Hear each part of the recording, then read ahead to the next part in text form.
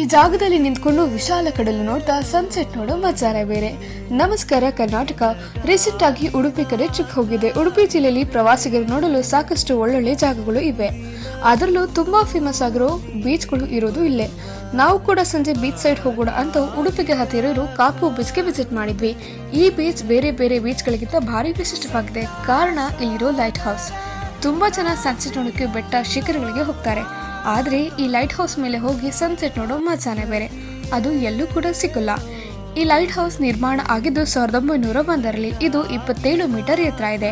ಈ light house ಸಂಜೆ 4ರಿಂದ 6:30ವರೆಗೂ ಮಾತ್ರ ಓಪನ್ ಇರುತ್ತೆ. ಬೆಳಗ್ಗೆ ಟೈಮ್ ಓಪನ್ ಇರಲ್ಲ. ಹಾಗೆ ಲೈಟ್ ಹೌಸ್ ಮೇಲ್ಗಡೆ ಹೋಗೋಕೆ ಒಬ್ಬರಿಗೆ 10 ರೂಪಾಯಿ ಎಂಟ್ರಿ ಫೀಸ್ ಚಾರ್ಜ್ ಮಾಡ್ತಾರೆ. ಮೇಲೆ ಹತ್ತಲು ಮೆಟ್ಟಿಲುಗಳು ನಿರ್ಮಾಣ ಮಾಡಿದ್ದಾರೆ. ಮೆಟ್ಟಿಲುಗಳು ತುಂಬಾ ಚಿಕ್ಕದಾಗಿದೆ. ಆದ್ರಿಂದ ಎಚ್ಚರ ವಹಿಸುವುದು ಬಹಳ ಸೂಕ್ತ. ಮೇಲ್ಗಡೆ ವಿಶಾಲ ಕಡಲಿನಾಳಕ್ಕೆ ಇಳಿದು ಹೋಗುವ ಸೂರ್ಯನನ್ನು ನೋಡು ಮಜಾನೇ ಬೇರೆ. ಈ ಬೀಚ್